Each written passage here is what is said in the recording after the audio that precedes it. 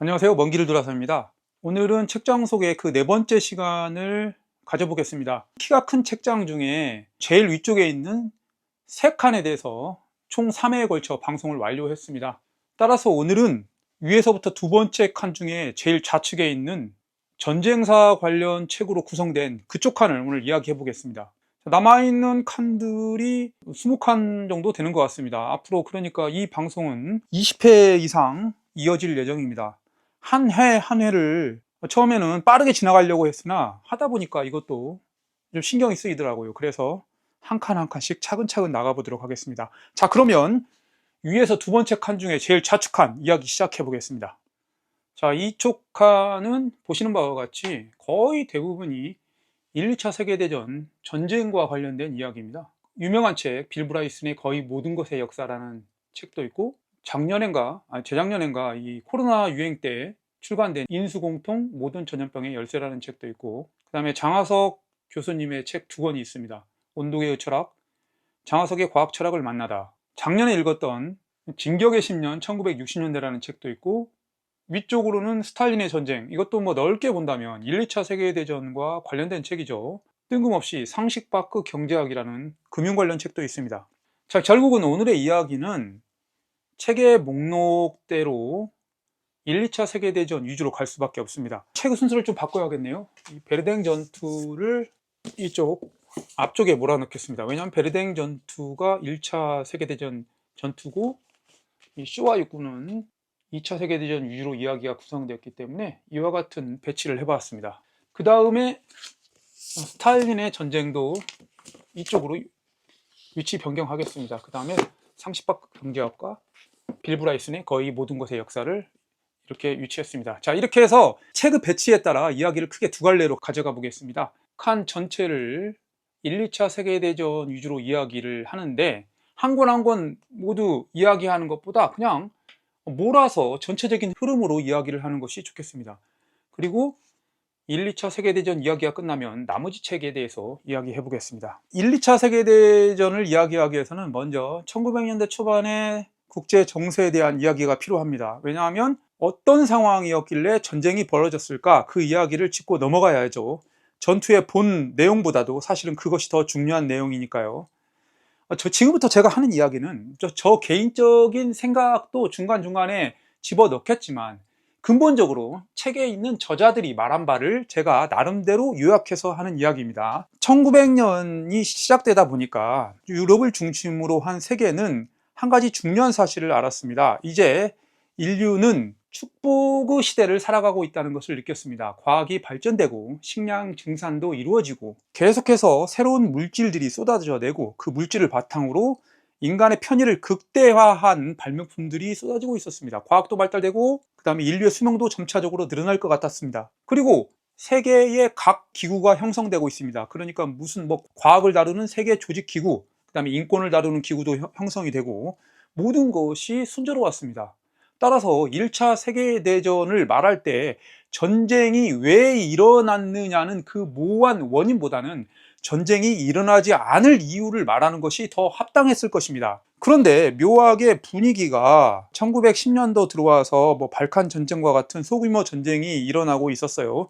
그럼에도 불구하고 전쟁은 일어나지 않을 것이라는 나름 확신을 가지고 있었나 봐요. 더군다나 전쟁이 일어날 수 없는 가장 강력한 이유 중에 하나가 동원령에 있었습니다. 즉, 각 유럽의 주요 국가는 총동원령을 발동할 수 있었고, 이 정도의 병력과 무기를 가지고 있으니까 상대방이 쳐들어오지 못할 거라는 안심이 되어 있었던 것 같아요. 그리고 무기의 화력에 대해서도 자신감이 있었습니다. 그 자신감에 대한 증거는 저기 아프리카 소규모 부족들을 상대로 한 일방적인 전투에서 얻은 자신감이었습니다. 즉, 19세기에는 두 개의 중요한 무기가 개발되는데, 그것은 바로 게틀링 기관총으로부터 시작되어 맥신 기관총으로 이어진 연발총이었어요. 그러니까 기관총을 아프리카 전선에 배치해서 실제로 사용해 보니까 분당 약 600발 이상의 총을 발사하고, 상대방 적군들은 그냥 사정없이 나가 떨어지고 우리 편 병사들은 거의 사망하지 않는다는 결론에 도출했어요. 이러니까 이 정도로 과공할 무기 앞에서는 누가 쳐들어올 자도 없고, 그 다음에 기차가 발달했기 때문에 재빨리 동원령을 발동하여 병사를 순식간에 모집할 수 있었다는 자신감도 있었습니다. 이 모든 것들이 전쟁은 웬만해서는 일어나지 않는다라는 결론에 도달했었던 것이죠. 그러나 1914년 잘 아시다시피 사라예보에서 한 발의 총성이 일어나고 오스트리아 헝가리 제국의 황태자 후계자가 사망하죠. 어떻게 보면 큰 사건이지만 어떻게 보면 별것 아닌 사건이었어요. 이것은 단지 오스트리아 헝가리와 세르비아 간의 문제에 국한될 수도 있었습니다. 그런데 약하디 약간 세르비아의 양국은 러시아에게 의존하기 시작했어요. 러시아에게 뭔가 슬라브족에 대한 동질성을 의존하다 보니까 러시아와 같은 편에 속했던 프랑스에도 이상한 감이 돌기 시작했어요. 그리고 독일과 오스트리아는 어떤 동질성이 있었어요, 그 당시에. 그러다 보니까 오스트리아 헝가리 제국과 세르비아의 조그만 국지전이 아니라 어떻게 보면 프랑스, 러시아 그리고 독일의 전쟁으로 비화될 조짐이 있었습니다. 또 하필이면 독일은 프랑스를 침공하기 위해서는 이 슐레펜 계획에 따라 벨기에를 관통해야 했었어요. 벨기에를 관통하게 되면 영국은 벨기에가 침략당하면 참전하게 하도록 되는 조약이 있었습니다. 따라서 영국도 말려들 우려가 있었습니다. 여기에 이탈리아도 끼어들 여지가 있었어요. 이렇게 팽팽한 긴장감이 있었지만 그 당시 1914년 7월 한 달 동안 각국의 외교관들은 전쟁이 일어나지 않을 국리를 다각도로 모색하기 시작했습니다. 우리가 잘 아는 다수의 외교관들이 전쟁이 일어나지 않을 방안을 모색했고, 그 또한 당시 러시아와 독일과 영국 등은 왕족은 모두 친족들이었습니다. 특히 독일의 카이저와 소련의 차르는 사촌지간이었습니다. 그러니까 1914년 7월은 전쟁을 방지하기 위한 달이었습니다. 그러나 세상 모든 것이 원하는 대로 이루어지진 않겠죠. 묘하게 긴장감이 전쟁하는 방향으로 흘러가기 시작하면서 결국은 1914년 8월 드디어 전쟁이 일어났고 선전포고가 이루어졌고 독일이 슐레펜 계획을 가동하기 시작했습니다. 자, 그러면 여기서 슐레펜 계획에 대해서 한번 이야기해 보겠습니다. 슐레펜 계획은 본디 1870년경에 몰트케라는 한 장군으로부터 그 계획이 시작됩니다. 몰트케는 독일의 양면 전쟁에 대해서 계획을 했습니다. 그러니까 독일은 우측에 러시아고 좌측에 프랑스였습니다. 전쟁을 하게 된다면 양측에 있는 거대한 나라를 상대로 동시에 전쟁을 펼쳐야 되는데 그것은 매우 불리한 여건이었으므로 양면 전쟁을 피하고 먼저 프랑스를 공격하고 그 다음 러시아를 공격하자는 계획이었습니다. 이와 같은 기초 구상을 그 밑에서 슐레펜이 이어받게 되고 이론상 완벽한 계획을 구상하게 되는데 그것이 바로 슐레펜 계획입니다. 슐레펜 계획의 구체적인 특징은 먼저 프랑스를 6주 안에 공격하여 파리를 함락시킵니다. 그리고 나서 병력을 동쪽으로 이동하여 러시아를 칩니다. 그런데 왜 먼저 프랑스를 공격하냐? 그것은 러시아의 철도망의 엉성함 때문이었어요. 러시아는 대륙이 넓고 영토가 넓다 보니까 철도망도 듬성듬성 있고 또 철도의 상태가 좋지 않았어요. 그러니까 병력을 소집하는데 더 많은 시간이 걸릴 거라 생각했기 때문에 먼저 프랑스를 치는 것이에요. 자, 그런데 프랑스를 치는데 어떤 계획이 있냐? 프랑스와 독일은 알자스 로렌 지방의 국경을 맞대고 있어요. 라린강 유역이죠. 그쪽에서 병력을 일부 배치하고 그 다음에 주요 병력을 북쪽을 향해 칩니다. 즉 벨기에를 우회하여 북쪽으로 병력을 집결시킵니다. 가장 강한 군대. 그렇게 해서 벨기에를 지나서 프랑스의 메주강을 건너서 쭉 프랑스로 밀고 들어가는데 또 그 중에서도 가장 우측에 있는 가장 뛰어난 군대는 북쪽을 따라 쭉 큰 원을 그려가지고 파리의 후방으로 가서 파리를 포위하고 그 중에 일부 병력은 더 큰 원을 들여가지고 다시 또 프랑스의 동쪽 방향으로 가는 건데 이것이 바로 슐레펜 계획입니다. 즉 파리를 함락시키는 작전이고 프랑스의 병력을 완전히 가둬버리는 작전이었죠. 자, 이렇게 이론상에 있던 슐레펜 계획을 누가 이어받냐? 1970년대에 있는 몰트케의 조카인 또 다른 몰트케가 그것을 실제로 1차 세계대전에서 실행을 합니다. 자, 이렇게 해서 슐레펜 계획에 따라 독일이 프랑스를 1차 세계대전 당시 치기 시작합니다. 그래서 알자스 로렌 지방에서 공격이 이루어지고 동시에 벨기에 쪽으로 병력을 집중합니다. 벨기에는 쉽게 함락될지 알았는데 레오폴트 2세의 아들인 또 다른 군주가 쉽사리 항복하지 않아서 벨기에에서 속도가 약간 지체됩니다. 이것으로 일단 슐레펜 계획이 어긋나기 시작합니다. 왜냐하면 슐레펜 계획 당시에는 벨기에의 저항을 고려하지 않았으니까요. 어쨌거나 그러나 벨기에는 병력이 약하기 때문에 벨기에를 정복하고 본격적으로 프랑스와 영국 연합군과 독일이 맞닥뜨리게 되면서 전투가 벌어지는데, 20세기 전투의 초기에는 언제나 독일군이 일방적으로 밀고 들어가는 형국이었습니다. 역시 마찬가지로 영국과 프랑스 연합군은 계속해서 후퇴를 합니다. 어디까지 후퇴하냐? 바로 파리 근교에 있는 마른강 유역까지 후퇴하게 됩니다. 그래서 이곳에서 전투가 벌어지는데, 그것이 바로 그 유명한 마른강 전투가 되는 것이죠. 마른강 전투에서 영국과 프랑스 연합군은 다시 군열을 재정비해서 치열한 전투를 벌이고 다시 전선을 동쪽으로 밀고 들어갑니다. 그렇게 해서 쉽사리 전쟁이 끝날 것 같은 것들이 끝나지 않았어요. 1차 세계대전이 시작되기 전에 징집된 병사들의 표정들이 들어간 사진을 보면 대부분 웃고 있는 상태였어요. 기차를 타면서 웃고 있고, 기차 칸에다가 막 행복한 낙서를 하고 유머스러운 낙서를 하는 그런 광경들의 사진을 많이 볼 수 있습니다. 왜냐하면 그 당시 전쟁이란 일종의 낭만적 성격이 있었나 봐요. 그리고 그 유명한 문구가 나옵니다. 낙엽이 지기 전에라는 유명한 문구가 나옵니다. 낙엽이 지기 전에라는 말은, 즉 1914년 여름에 전투가 벌어져서 크리스마스 이전에 전쟁이 끝날 거라는 생각이었죠. 그러나 그때 참전한 병사들은 낙엽이 한 번 지기도 전에 이미 전사를 대부분 하고, 추가 진집된 병사들은 무려 낙엽이 4번이나 더 지는 것을 보게 되고 1918년까지 낙엽이 지는 것을 보게 됩니다. 또 실제로는 솜강 전투와 베르댕 전투에 직접 참여했던 병사들은 낙엽이 매일 지게 되는 것을 봅니다. 왜냐하면 대규모 폭격으로 낙엽이 가을이 되기도 전에 나무에 있는 잎사귀가 다 떨어져 버렸기 때문이죠.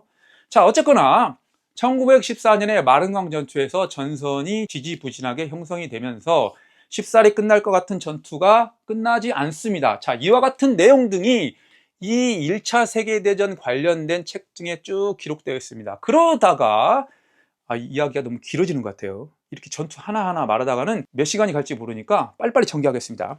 자, 그렇게 전선이 지지부진하다 보니까 돌파구를 찾을 필요가 있었어요. 그래서 그 돌파구를 찾는 원년이 1916년입니다. 1916년에 영국, 프랑스, 러시아, 이탈리아가 독일을 대규모 공세로 치려고 하는 계획을 세웠는데, 그만 독일이 1916년 2월에 먼저 공격을 하게 되고 엄청난 포격전이 발생하는데, 그게 바로 이 책에 나와 있는 베르댕 전투입니다. 베르댕 전투에 엄청난 사상자가 발생하고 병력이 베르댕 쪽에 집중되다 보니까 영국이 묘안을 생각하게 됩니다.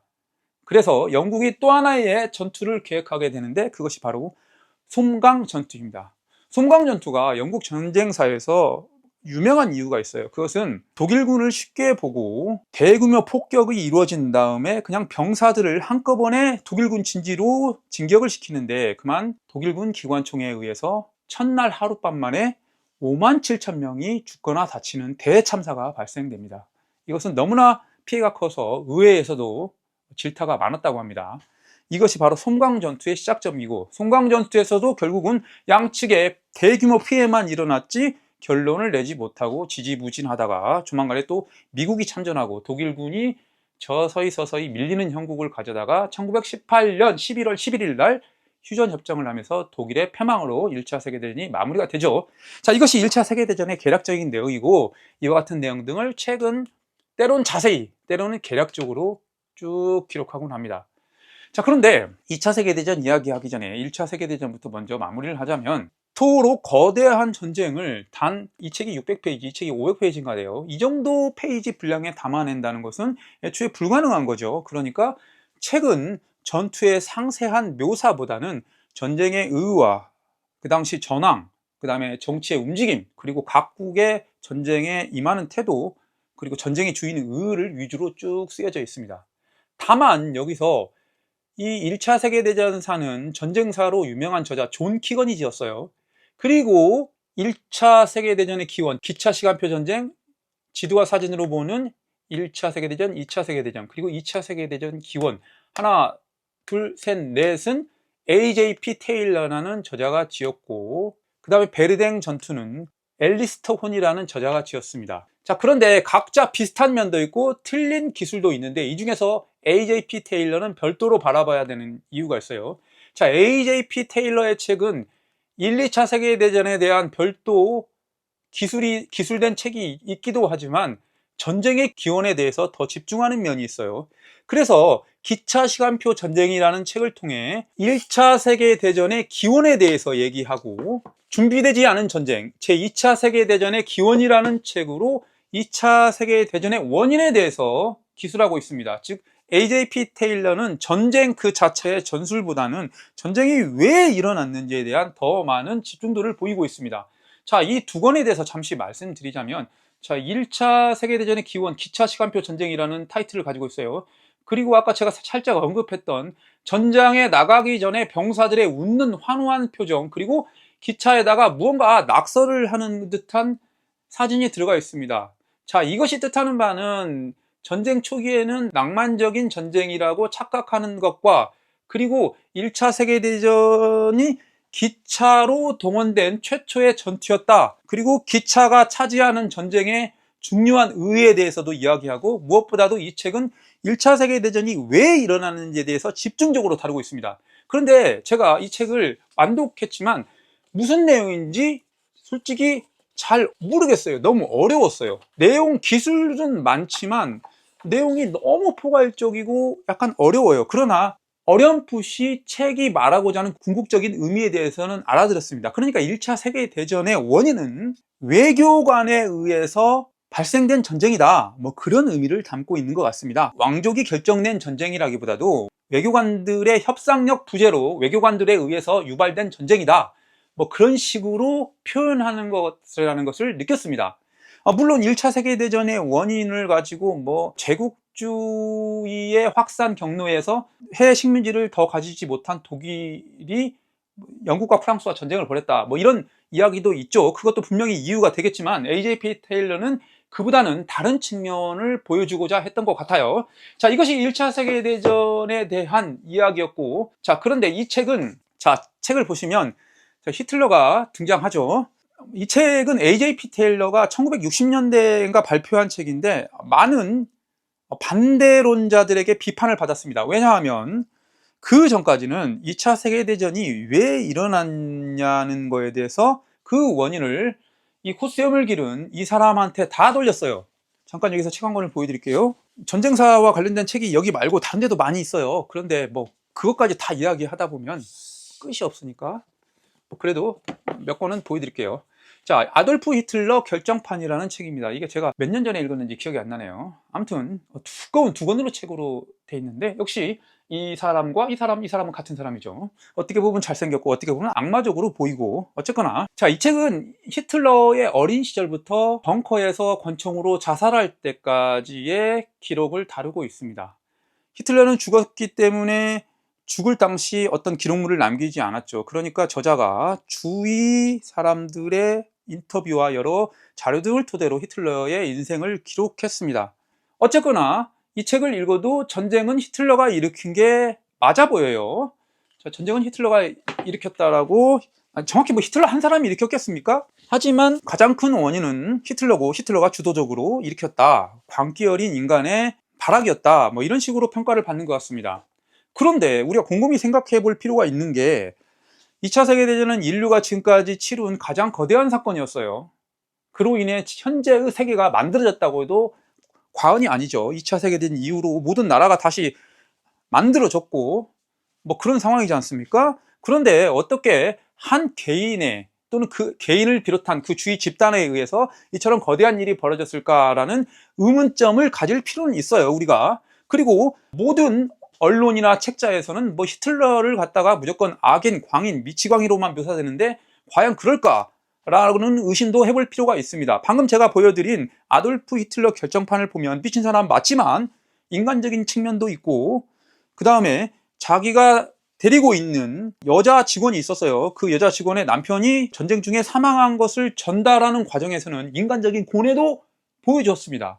자, 어쨌거나 이 책은 준비되지 않은 전쟁은 그렇기 때문에 히틀러에게 원인을 몰빵시킨 그 전쟁의 원인은 분명 문제가 있다라는 것을 이 전 페이지에 걸쳐서 장황하게 기록합니다. 그리고 히틀러가 일으킨 전쟁이라기보다는 히틀러는 전쟁을 일으킬 수밖에 없었고, 그리고 더 정확히 말씀드리자면 히틀러는 전쟁을 원하지 않았고 위험만을 가하려 했고, 히틀러는 어떻게 보면 쇼맨십이 강한 사람이었다. 전쟁을 원하지 않았고 단지 자국의 어떤 병력 규모나 쇼를 통해서 주변 국가를 압박하려는 그런 형태를 보였다라는 거 말합니다. 그리고 전쟁을 치를 만한 여건도 아니었다라고 생각하고, 특히나 이 머릿말에서 여러 가지 좋은 생각해 볼 만한 내용 등이 많이 나옵니다. 그 중에서 하나만 보여드릴까요?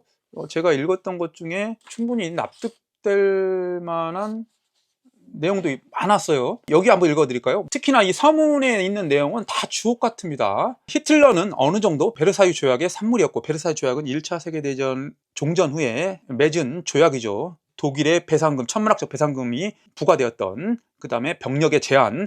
자, 히틀러는 어느 정도 베르사유 조약의 산물이었고, 어느 정도는 동시대 유럽에 널리 퍼져 있던 관념의 산물이었다. 무엇보다도 그는 독일의 역사와 독일의 현재의 산물이었다. 독일 국민들의 지지와 협조가 없었다면 그는 아무것도 아니었을 것이다. 여전히 사람들은 히틀러가 모든 일을 혼자서 한 것으로, 심지어 누구 도움도 없이 몸소 열차를 몰고 와서 가스실에 사람들을 집어넣은 것으로 믿는 것 같다. 그렇지 않다. 자, 뭐 대략 이 정도만 읽겠습니다. 자, 아무튼 준비되지 않은 전쟁은 2차 세계대전의 기원에 대해서 기존 역사학자와 다른 의견을 제시했고, 나름 전쟁사의 고전으로 평가받습니다. 자, 이렇게 해서 4권의 AJP 테일러의 책 이야기를 했고, 1차 세계대전은 대략 이 정도로 마무리하겠습니다. 할 이야기는 정말 무궁무진 많습니다. 다음은 2차 세계대전으로 가볼게요. 자, 2차 세계대전의 기원이 있었어요. 뭐 이러든 저러든 히틀러가 어쨌거나 어느 정도 일조한 건 사실이겠죠.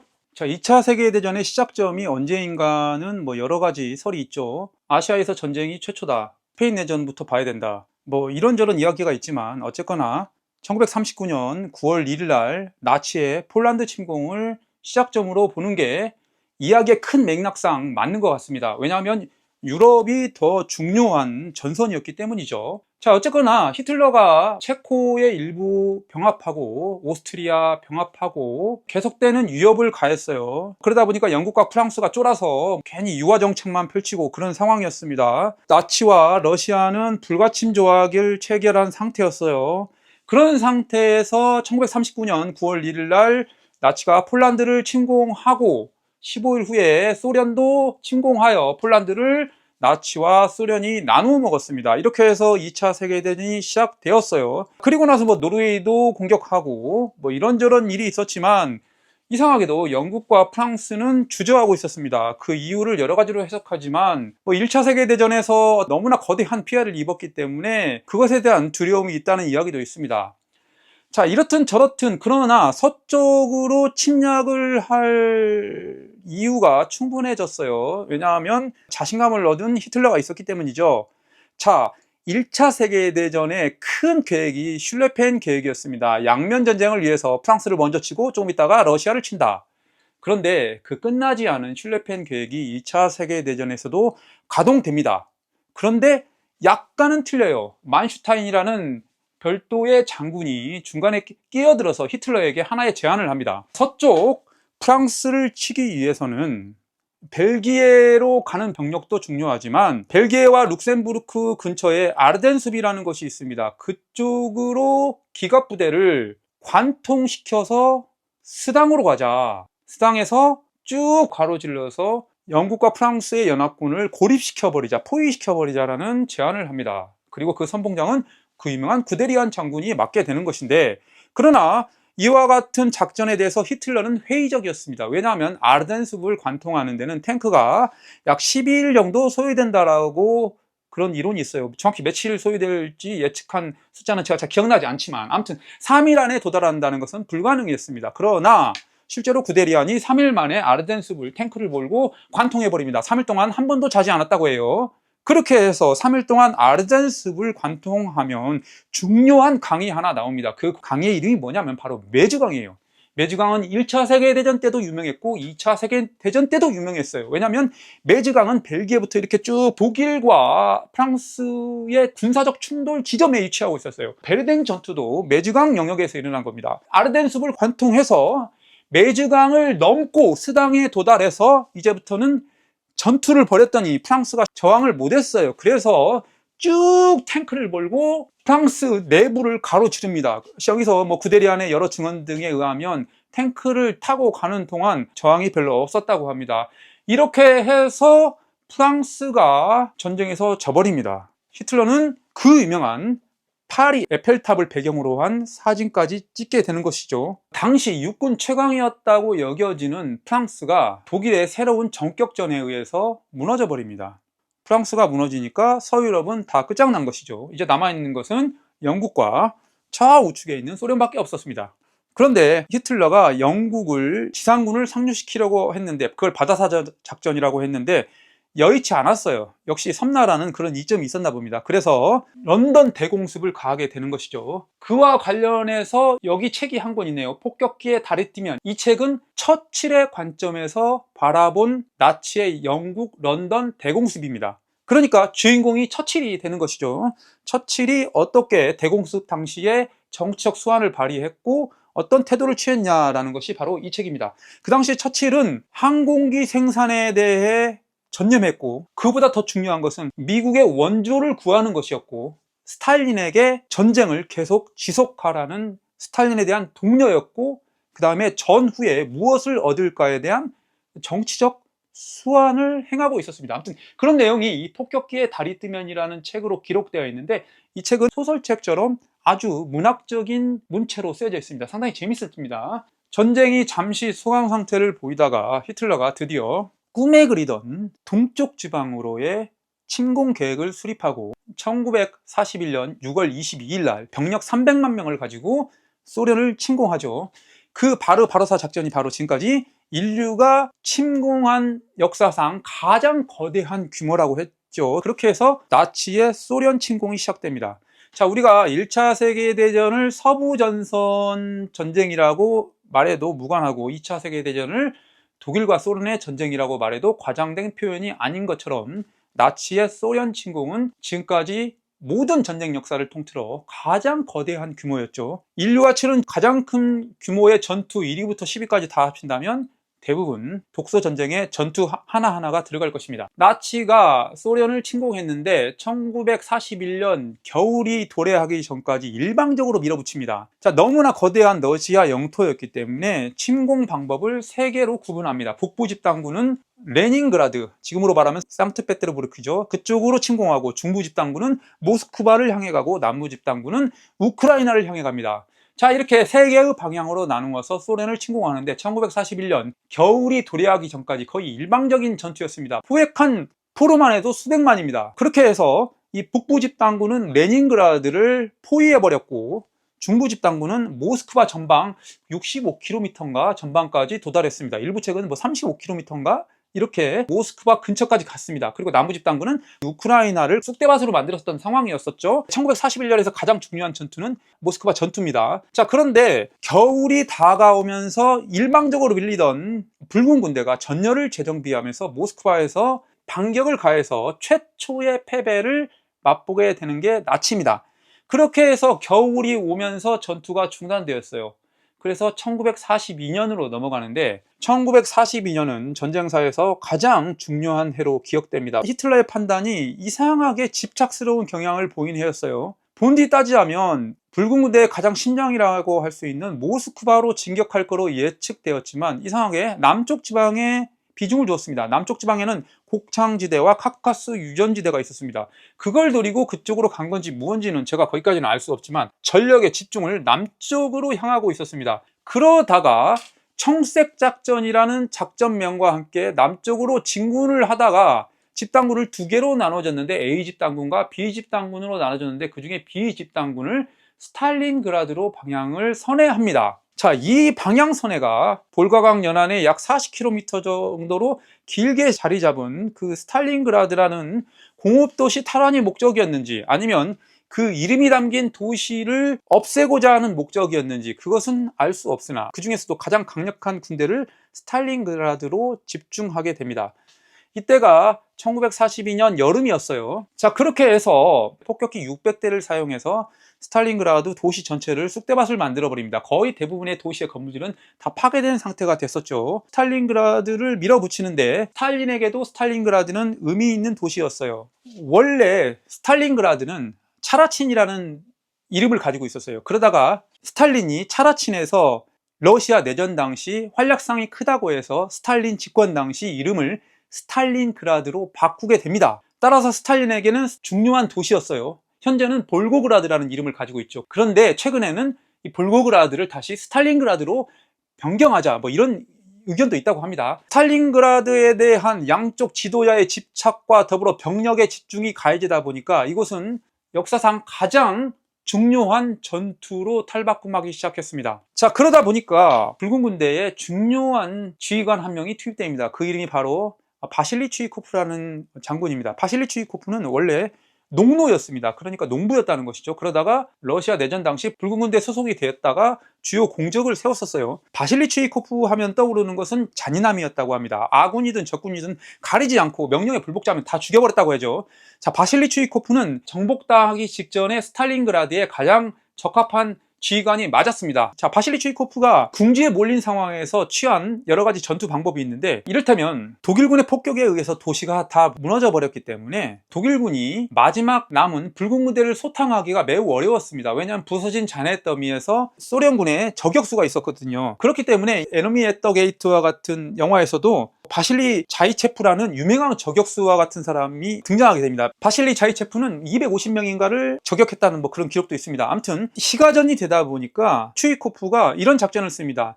독일군과 소련군의 접전 상황을 최대한 가깝게 합니다. 즉 건물 하나를 두고 마주보거나 벽 하나를 두고 마주보고 거의 원시적인 방법으로 전투를 치르게 됩니다. 거의 붙어서 박병전 형식을 취하다 보니까 함부로 포격을 할 수도 없습니다. 공중전 포격도 할 수 있고 탱크에 의한 포격도 할 수가 없다 보니까 거의 원시적인 상태에서 전투가 이루어지다 보니까 완전 정복이 이루어지지 않는 거예요. 그러다 보니까 이 전선이 지지부진한 당시에 소련의 유명한 장군 두 명이 있었습니다. 바로 게오르기 추코프와 알렉산드로 바실레스키라는 두 명의 장군이 별도의 작전을 구상하게 되는데, 그것을 바로 천왕성 작전이라고 합니다. 자, 천왕성 작전은 무엇이냐? 나치가 스탈린그라드 작전을 수행하고 있는데 취약한 두 군데가 있었는데, 그것은 바로 북쪽과 남쪽이 있었는데, 그것은 상대적으로 전투력이 떨어지는 루마니아군과 이탈리아군이 지키는 부분이었어요. 자, 그쪽으로 독일군을 포위한다는 그런 작전이었습니다. 그리고 이 작전을 완벽하게 가하기 위해서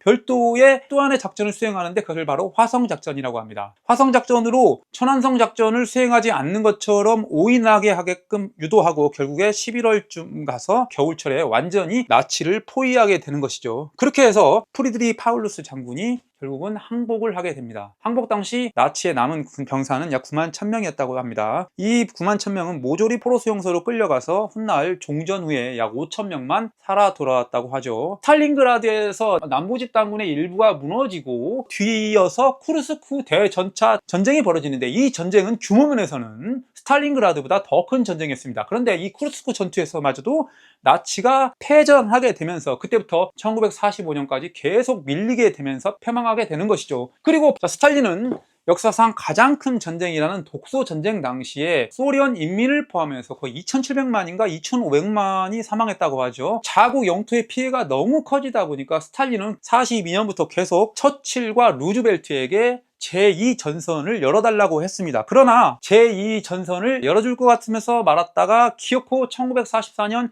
6월 6일 날 노르망디 상륙작전으로 제2전선을 열어주는데, 소련은 이미 전세를 역전시킨 상황이었죠. 따라서 노르망디 상륙작전은 어떤 전쟁의 방향을 결정짓는 것보다는 그냥 명목상의 종전 후에 소련이 더 많이 차지하게 될 영토를 방지하는 차원에서 이루어진 상륙작전이었다, 이렇게 보는 것이 더 합당한 추론인 것 같습니다. 따라서 노르망디 상륙작전에 대한 찬사, 역사상 가장 거대하고 훌륭한 상륙작전이었다, 이런 칭 칭찬은 과장된 표현이고 어울리지 않는 것으로 판단됩니다. 말이 나온 김에 노르망디 상륙작전에 대해서 좀 더 이야기해 보자면, 노르망디 상륙작전은 사실상 할리우드가 격상시킨 상륙작전이라고 봐도 무방하죠. 그 유명한 라이언번 구하기가 있죠. 노르망디 상륙작전은 5개의 프랑스 북부 해안에 상륙작전을 하는 것이었습니다. 유타, 오마하, 소드, 주노, 골드 이렇게 5개 해변에 상륙작전을 펼치는 것이었는데, 그 중에서도 가장 유명한 것이 오마하 해변입니다. 오마하 해변에 비극이라는 용어가 등장하는 것은 오마하 해변에 미군이 상륙하기로 되어 있었고, 미군이 상륙작전을 펼치게 되는데, 그 당시 전쟁 경험이 부족했던 미군은 해변에서 멀리 상륙정을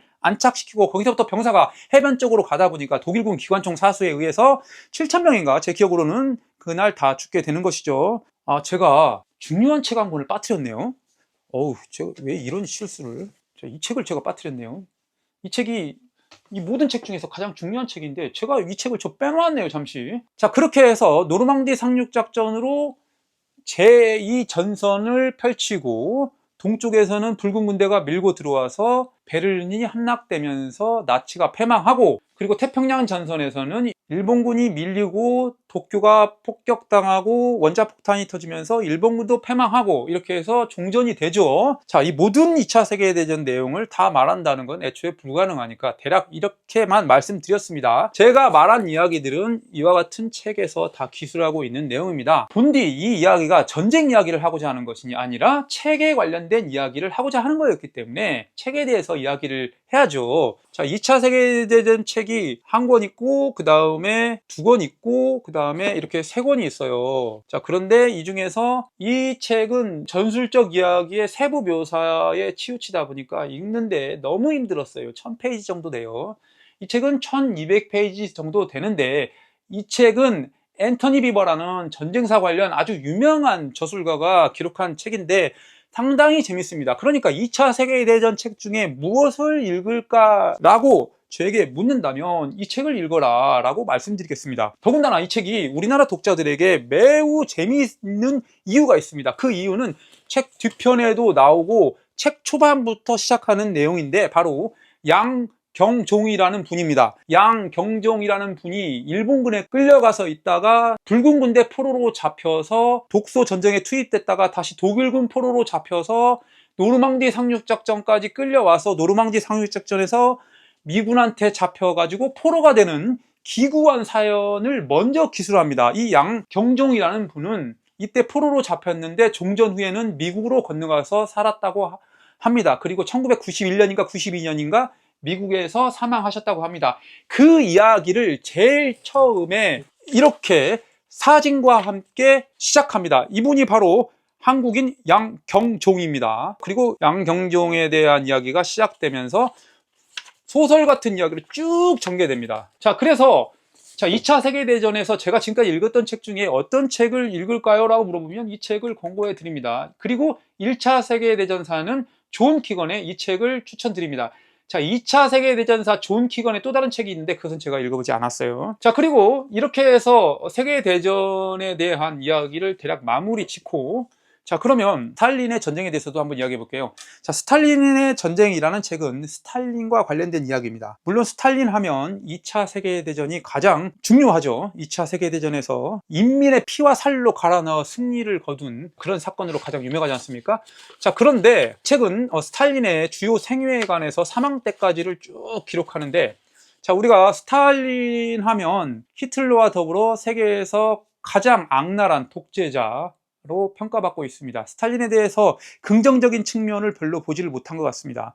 그 이유는 아마도 냉전 시대였기 때문에 스탈린을 좋게 기술할 이유는 없었겠죠. 실제로도 스탈린이 숙청자, 독재자 그랬기 때문에 또 역시 좋은 이야기가 나올 리는 없었을 것입니다. 그러나 역시 히틀러처럼 한편으로는 다른 측면으로도 바라볼 필요는 있는 것 같아요.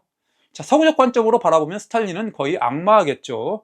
그러나 서구적 관점을 벗어 던지고 만일 소련의 관점에서 바라보면 어떨까라고 생각해 볼 필요가 있어요. 자, 이 제프리 로버츠라는 저자는 이 책을 소련의 관점, 어떻게 보면 소련의 관점도 소련의 관점이라기보다는 오직 스탈린 본인의 관점에서 책을 한번 기술해 보았던 것입니다. 그러다 보니까 스탈린의 관점에서 바라보니까 스탈린은 그렇게 독재자도 아니고 그렇게 악마도 아니었던 거예요. 스탈린은 또 한편으로는 이 책의 기술에 따르면 전쟁을 원하지 않았고 냉전을 원하지도 않았다고 합니다. 이상하게 말입니다. 히틀러의 관점에서 바라보면 전쟁을 원하지 않았고 히틀러의 인간적인 면도 보이고, 또 스탈린의 관점에서 바라보니까 전쟁을 원하지 않았고 냉전도 원하지 않았다는 것입니다. 그러니까 관점이라는 것은 참으로 요상한 것 같습니다. 자, 그런 식으로 기술한 책입니다. 자, 한 가지 덧붙여서 우리가 얼마나 서구적 관점에서 이 1, 2차 세계대전을 바라보는지 제가 그 이야기를 한번 해보겠습니다. 자, 우리가 나치를 부정적으로 평가합니다. 2차 세계대전의 원흉이기 때문에 나치는 악으로 생각하고 묘사하죠. 그럼에도 불구하고 나치를 벗어나 단어를 독일군으로 바꿔보겠습니다.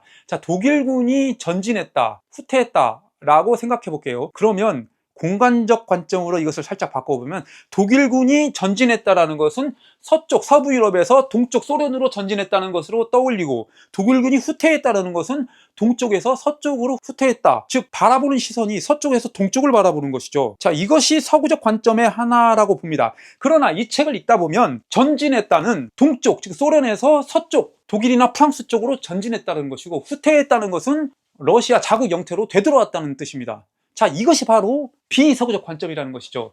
제가 지금까지 책을 읽으면서 느낀 바입니다.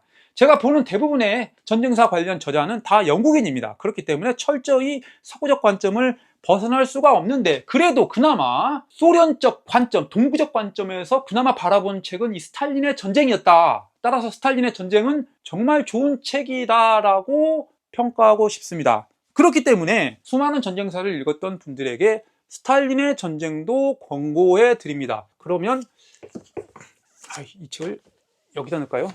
자, 오늘 이 상식밖의 경제학이라는 책은 다른 시간에 이야기하겠습니다. 이 책은 읽지도 않았고 제가 잘 모릅니다. 그러니까 뺄게요. 자, 1, 2차 세계대전에서 거의 다 설명했어요. 다 한 권이 남았네요. 쇼와 육군. 그러나 제가 쇼와 육군은 많이 읽지 못했습니다. 거의 읽지 못했어요. 쇼와 천황을 말하는 것이죠. 그 다음에 육군, 일본군을 말하는 것이죠. 자, 쇼와 육군은 대략적으로 말씀드리면 다 읽지 않았지만 이런 의미를 담고 있습니다. 자, 일본이 1차 세계대전과 2차 세계대전 다 참전했죠. 특히 2차 세계대전에서는 나름 거대한 전쟁을 벌였습니다.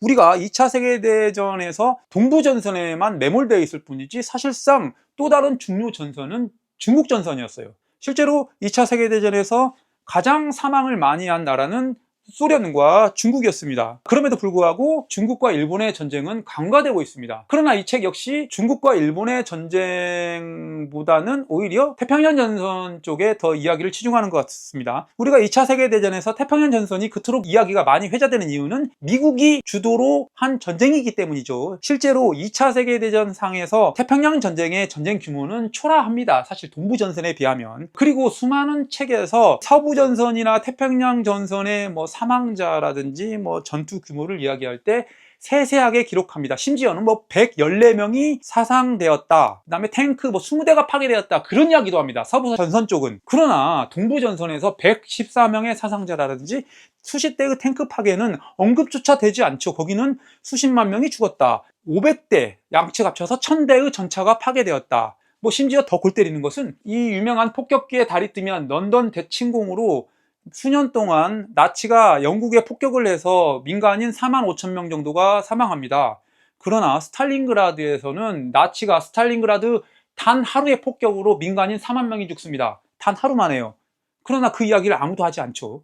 그런 의미에서 여전히 우리는 서구적 관점에서 전쟁사를 바라보고 있다. 자, 이 이야기 하다가 또 이야기가 밖으로 샜어요. 아무튼 그 당시 일본이 왜 가장 산업 생산 규모가 크고 병력 규모를 급격하게 확대시킬 수 있는 미국과 전쟁을 벌였는지, 그런 무모한 전쟁을 벌였는지에 대한 이야기를 장황하게 기술하고 있는데, 그 원인을 군부의 독단적인 행동으로 보고 있습니다. 그 당시, 그러니까 일반적으로 다시 이쪽으로 돌아가네요.